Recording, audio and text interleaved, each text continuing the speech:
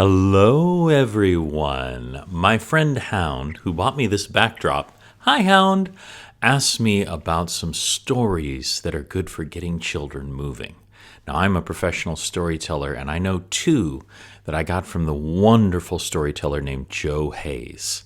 The first one is called Yellow Behind the Ears. Now, once upon a time, there was a tribe of mice. And these mice, they had a good life. There was plenty of food to eat. There was plenty of water to drink at the stream. But every day, Coyote would come down and try to eat them. And he would go, ha-ta-ta-ta-ta-ta-ta, ha-ta-ta-ta-ta-ta-ta-ta. And they would duck down in their holes. But it was no fun being chased by a coyote. And so the chief mouse said, I think we should do something about Coyote. Does anyone here remember that thing you could say to Coyote that would make him laugh? And one of the tribe's members said, it is yellow behind the ears. If you say yellow behind the ears to Coyote, he will laugh. He thinks it's so funny. So they decided to play a trick on him. Now I need everyone out in the audience. I need you, when the time comes, to pop out of your holes, jump up and say, yellow behind the ears, as loud as you can, and then duck back down in your hole, okay? Now, Coyote came down that day. He looked around, didn't see any mice, and he got a big drink of water, go, go, go, and then he filled his mouth up, because greedy Coyote always had to fill his mouth until it was full like this. And he started to walk up the hill. He got a little way up the hill when the chief mouse said, everyone ready?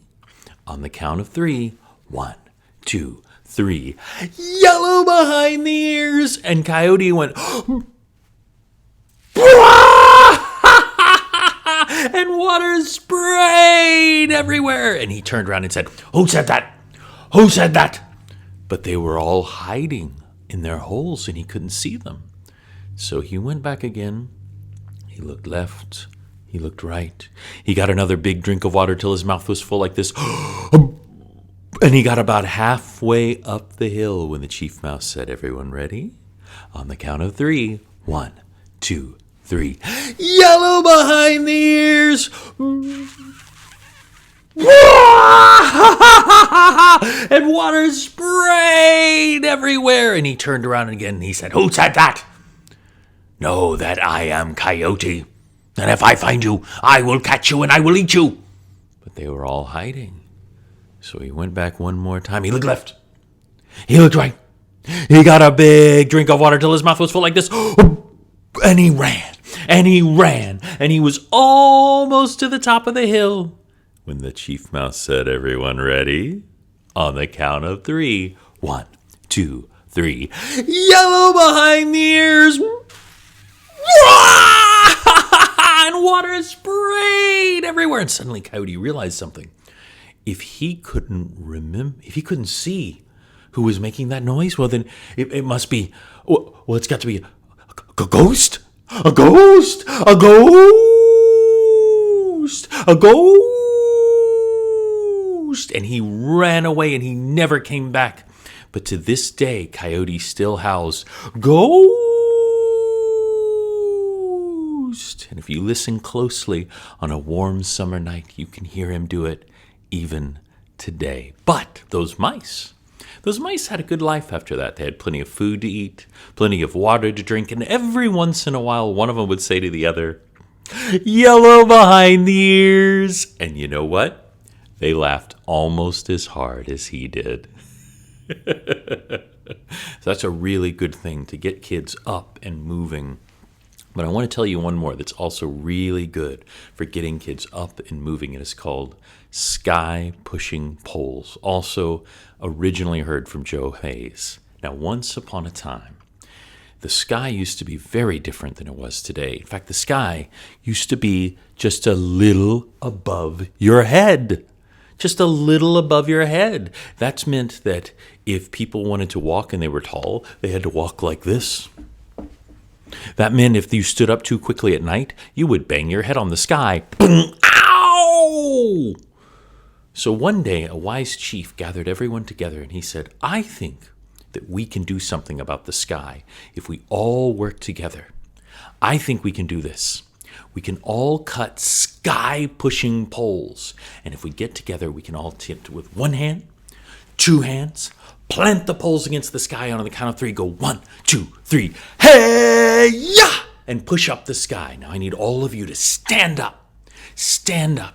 And I want you to grab your sky-pushing poles with one hand, two hands, plant them against the sky. Are you ready on the count of three? 1, 2, 3, hey-ya! And the sky moved up like an inch.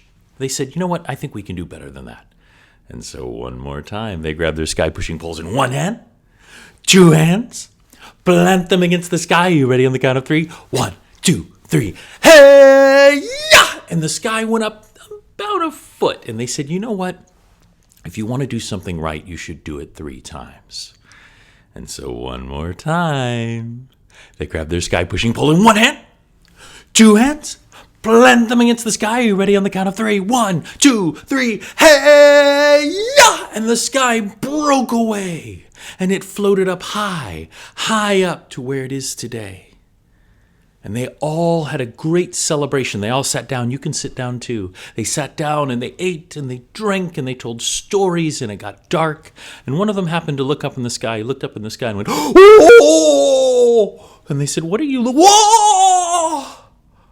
There were holes in the sky. All of those sky-pushing poles had poked holes in the sky. You can see them today. You would call them stars.